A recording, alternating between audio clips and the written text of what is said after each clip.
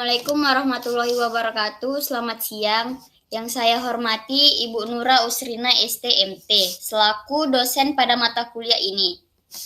Saya sebagai moderator kelompok 1 akan mempresentasikan hasil kerja kelompok kami. Saya Aulia Febrianti, NIM 2301 dan teman-teman saya yaitu Isika NIM 2301100095, Miftahudin 2301100123, Muhammad Imron 2301100126, Dini Uli Fatia Nasution 2301100133, Fahrul Hafiz 2301100135, dan Gita Yulianti Borukataren 2301100150. Saya selaku moderator akan membacakan tentang pengertian sifat datar. Pengertian sifat datar atau waterpass adalah proses untuk mengukur perbedaan ketinggian antara titik-titik yang saling berdekatan. Alat ukur ini menggunakan garis-garis visir atau sumbu teropong horizontal yang diarahkan ke rambu-rambu ukur yang vertikal. Operasi sifat datar membutuhkan kerjasama dari dua petugas, yaitu pemegang alat dan pemegang rambu ukur pada saat pembacaan demi dicapainya hasil yang konsisten. Materi selanjutnya tentang prinsip sifat datar akan dibacakan oleh Dini. Baik, prinsip sifat datar. Dalam sifat datar terdapat beberapa prinsip, di antaranya yaitu yang pertama, sifat datar sebagai penentuan beda tinggi antara dua titik atau lebih dengan garis bidik mendatar atau horizontal dan diarahkan pada rambu ukur yang vertikal. Alat ukur yang digunakan bernama pesawat penyipat datar atau PPD. Kemudian, tujuan pengukuran sifat datar. Dalam sifat datar memiliki tujuan untuk menentukan beda tinggi antar titik-titik di atas permukaan bumi secara teliti. Terima kasih, saya kembalikan kepada moderator. Baik, terima kasih Dini. Materi selanjutnya tentang macam-macam sifat datar akan dibacakan oleh Miftah. Baik, saya akan menjelaskan tentang macam-macam dari pengukuran sifat datar. Perlu teman-teman ketahui, pengukuran sifat datar ini dibagi menjadi 4 jenis, yaitu yang pertama sifat datar memanjang. Sifat datar ini digunakan apabila jarak antara dua stasiun yang akan ditentukan beda tingginya sangat berjauhan atau di luar jangkauan jarak pandang. Jarak antara kedua stasiun tersebut dibagi dalam jarak pendek yang disebut seksi atau slack. Perlu teman-teman ketahui juga, sifat datar memanjang ini dibedakan menjadi beberapa jenis, yaitu memanjang terbuka, memanjang keliling atau tertutup, memanjang terbuka terikat sempurna, memanjang pergi pulang, dan yang terakhir memanjang double stand. Macam sifat datar yang kedua itu ada sifat datar resiprokal. Kelainan pada sifat datar ini adalah pemanfaatan konstruksi serta tugas NIFO yang dilengkapi dengan skala pembaca bagi pengukitan yang dilakukan terhadap NIFO tersebut, sehingga dapat dilakukan pengukuran beda tinggi antara dua titik yang tidak dapat dilewati pengukur. Apabila skrup pengukir dilengkapi skala untuk menentukan banyaknya putaran, yang dicatat bukan kedudukan gelombang NIFO, akan tetapi banyaknya putaran skrup pengukit yang ditentukan oleh perbedaan bacaan skala yang diperoleh. Rumus yang dapat kita gunakan untuk menghitung B adalah B sama dengan B0 ditambah B1 sama dengan B0 ditambah N0 dikurang N2 per N1 dikurang N2 dikali I. Yang dimana N0 adalah bacaan skala pengukit pada saat gelembung NIFO berada di tengah. N1 adalah bacaan skala pengukit pada saat garis bidik mengarah ke target atas. Dan yang terakhir N2 adalah bacaan skala pengukit pada saat garis bidik mengarah ke target bawah. Yang ketiga ada sifat datar profil. Pengukuran ini bertujuan untuk mengetahui profil dari suatu trace dapat diperhitungkan banyaknya galian dan timbunan yang perlu dilakukan pada saat pekerjaan konstruksi. Pelaksanaan ini dilakukan dalam dua bagian yang disebut sebagai sifat datar profil memanjang dan melintang.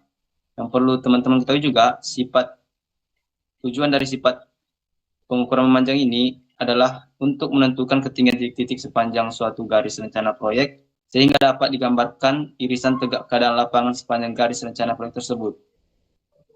Dan tujuan dari profil melintang ini adalah untuk mengetahui profil lapangan pada arah tegak lurus garis rencana atau untuk mengetahui profil lapangan ke arah yang membagi sudut sama besar antara dua garis rencana yang berpotongan. Dan yang terakhir itu ada sifat datar luas. Untuk merencanakan bangunan-bangunan, ada kalanya ingin diketahui keadaan tinggi rendahnya permukaan tanah. Oleh sebab itu dilakukan pengukuran sifat datar luas dengan mengukur sebanyak mungkin titik detail. Kerapatan dan letak titik detail diatur sesuai dengan kebutuhannya. Apabila semakin rapat titik detail pengukurannya, maka akan mendapatkan gambaran permukaan tanah yang lebih baik. Bentuk permukaan tanah akan dilukiskan oleh garis-garis yang menghubungkan titik-titik yang mempunyai ketinggian sama. Garis ini dinamakan kontur. Cara pengukurannya adalah dengan cara tinggi garis bidik. Agar pekerjaan pengukuran berjalan lancar, maka pilihlah tempat alat ukur sedemikian rupa, hingga dari tempat ini dapat dibidik sebanyak mungkin titik-titik di sekitarnya. Mungkin cukup sekian penjelasan materi dari saya serahkan ke moderator. Baik, terima kasih Miftah. Materi selanjutnya tentang kegunaan sifat alat ukur akan dijelaskan oleh Imron. Oke, selanjutnya saya akan menjelaskan kegunaan sifat dasar. Sifat datar. Sifat datar resiprokal, yaitu alat pengukuran sifat datar resiprokal atau yang sering disebut refraktometer. Merupakan alat yang digunakan untuk mengukur indeks biasa suatu bahan. Indeks biasa adalah rasio kecepatan cahaya di udara dibandingkan dengan kecepatan cahaya di bahan tersebut. Kedua, sifat datar memanjang. Tujuannya untuk mengukur pengukuran ini umumnya untuk mengetahui ketinggian dari titik-titik yang dilewatinya. Dan biasanya diperlukan sebagai kerangka vertikal bagi suatu daerah pemetaan. Hasil akhir pada pekerjaan ini adalah data ketinggian dari pilar-pilar sepanjang jalur pengukuran yang bersangkutan, yaitu semua titik-titik yang ditepati oleh rambu ukur tersebut. Ketiga, sifat datar profil. Tujuannya untuk pengukuran ini untuk mengetahui profil dari suatu trek baik jalan ataupun saluran, sehingga selanjutnya dapat diperhitungkan banyaknya galian dan timbunan yang diperlukan. Yang keempat, sifat datar luas. Pengukuran sifat datar luas memiliki kegunaan yang sangat penting dalam berbagai bidang seperti konstruksi dan arsitektur dalam perencanaan dan pembangunan bangunan. Kedua, perencanaan kota dalam pengembangan perkotaan. Pengukuran luas lahan digunakan untuk perencanaan tata ruang, zona-zona perkotaan, dan peruntukan lahan. Ketiga, pertanian. Pengukuran luas lahan pertanian penting untuk perencanaan tanaman dan diperhitungkan kebutuhan pupuk atau pestisida. Survei dan pemetaan. Dalam survei dan pemetaan, pengukuran luas lahan atau properti sangatlah penting untuk menentukan batas-batas properti dan kepemilikan tanah. Terima kasih. Dikembalikan kepada moderator. Baik, terima kasih pada Imron. Materi selanjutnya tentang penentuan posisi vertikal akan dibacakan oleh Gita. Terima kasih kepada moderator. Di sini saya akan membawakan materi tentang penentuan posisi vertikal. Menentukan ketinggian titik-titik di permukaan bumi terhadap suatu ketinggian referensi tertentu dengan mengukur benda-benda tinggi antara titik-titik tersebut. Bidang atau garis horizontal ialah suatu bidang atau garis yang menyinggung bidang nifo di suatu titik dan tegak lurus arah gaya berat. Alat-alat yang kita gunakan yaitu yang pertama alat sifat datar atau biasa disebut dengan waterpass, yang kedua rambu ukur, yang ketiga alat tulis, yang keempat starpot. Penggunaan sekrup-sekrup dan tromol-tromol pada alat yang pertama, yang 3 buah sekrup mengatur nivou, yang kedua sekrup mengunci gerakan horizontal, yang ketiga sekrup gerakan halus horizontal, yang keempat tromol pengatur benang diafragma, yang kelima tromol mengatur bayangan, yang keenam tromol mengatur nivou halus, yang ketujuh nivou kotak, yang kedelapan alat mendidik. Yang pertama itu saya akan menjelaskan tentang benang diafragma. Fungsi benang diafragma untuk mendapatkan angka-angka bacaan atas, benang bawah, dan benang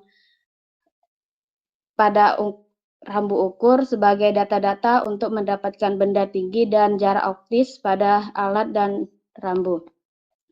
Yang kedua itu nivou mendatar.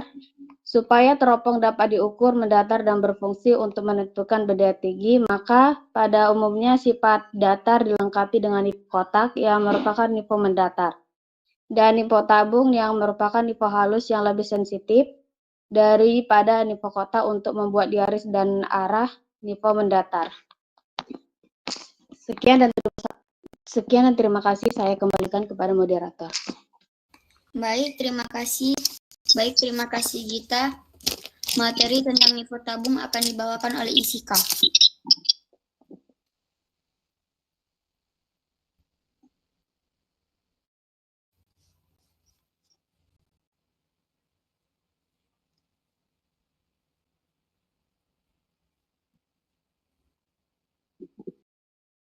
Baik, terima kasih Isika.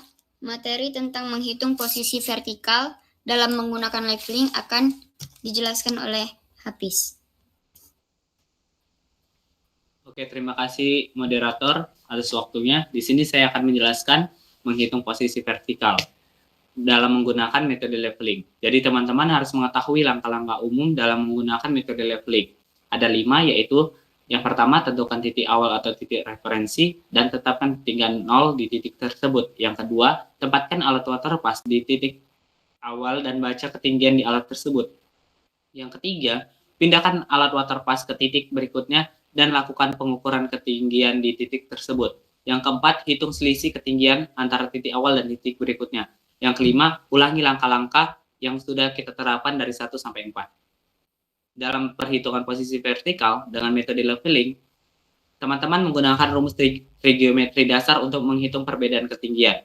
Jika memiliki data yang spesifik seperti sudut kemiringan, jarak horizontal dan antara titik, dan ketinggian alat pengukur, teman-teman menggunakan rumus trigonometri untuk menghitung ketinggian yang relatif.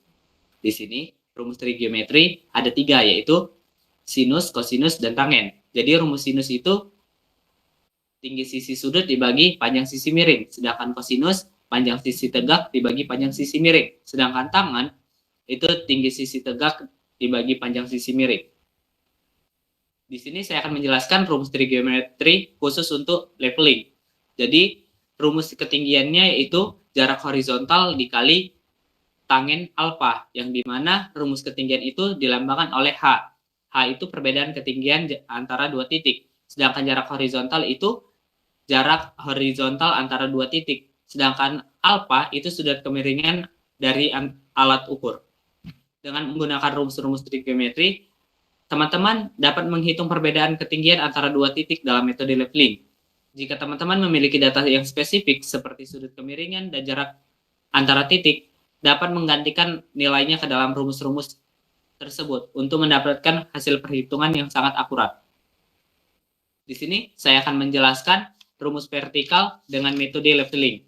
Untuk menghitung posisi vertikal dengan metode leveling, teman-teman menggunakan rumus yang melibatkan ketinggian instrumen atau HI, sedangkan ketinggian titik BS dan FS dan perbedaan ketinggian elevasi. Berikut adalah rumus-rumus umum yang digunakan dalam metode leveling. Ada 3, yaitu rumus ketinggian titik atau elevasi, yang kedua itu rumus perbedaan ketinggian atau elevasi, dan ketiga itu rumus ketinggian instrumen atau HI. Yang pertama itu rumus ketinggian titik atau elevasi, yang dirumuskan yaitu HI tambah BS. Elevasi titik itu adalah ketinggian titik yang diukur, sedangkan HI adalah ketinggian instrumen. Sedangkan BS itu backside atau pembacaan ketinggian pada titik referensi. Yang kedua itu adalah rumus perbedaan ketinggian atau elevasi, yang dirumuskan elevasi FS dikurang elevasi BS. Sedangkan elevasi FS itu adalah ketinggian titik di depan atau forward side. Sedangkan BS itu adalah ketinggian titik di belakang atau back side.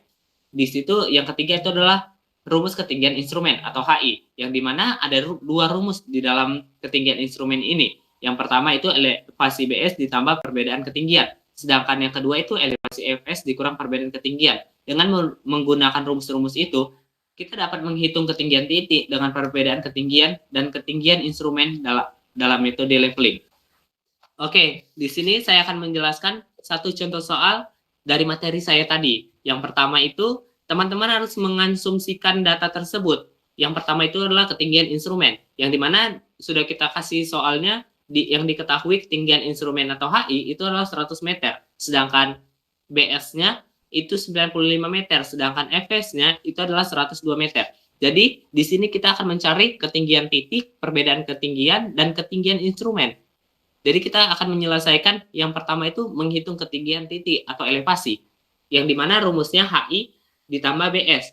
Elevasi titik, yang dimana HI-nya adalah 100 meter ditambah BS-nya adalah 95 meter. Menjadi 195 meter. Jadi ketinggian titik tersebut adalah 195 meter. Langkah kedua yaitu menghitung perbedaan ketinggian atau elevasi, yang dimana rumusnya elevasi FS dikurang elevasi BS, yang dimana elevasi FS-nya itu sudah diketahui yaitu 102 meter dikurang elevasi BS-nya yaitu 95 meter. Kita kurangkan saja kedua elevasinya, yaitu menjadi 7 meter. Jadi perbedaan ketinggian antara titik FS dan BS adalah 7 meter. Langkah ketiga itu kita harus menghitung ketinggian instrumen ya teman-teman. Jadi di sini kita menggunakan rumus ketinggian instrumen yaitu elevasi BS ditambah perbedaan ketinggian, yang dimana elevasi BS-nya itu adalah 95 meter, sedangkan perbedaan ketinggiannya itu 7 meter. Jadi kita tambahkan aja 95 meter ditambah 7 meter, sama dengan 102 meter. Jadi ketinggian instrumen adalah 102 meter. Jadi sekian presentasi penjelasan saya untuk materi kali ini. Saya akan kembalikan kepada moderator. Terima kasih. Baik, terima kasih Fahrul Hafiz, dan sekian dari presentasi kami. Apabila ada kata-kata yang salah, mohon dimaafkan. Wabillahi taufiq wal hidayah. Wassalamualaikum warahmatullahi wabarakatuh.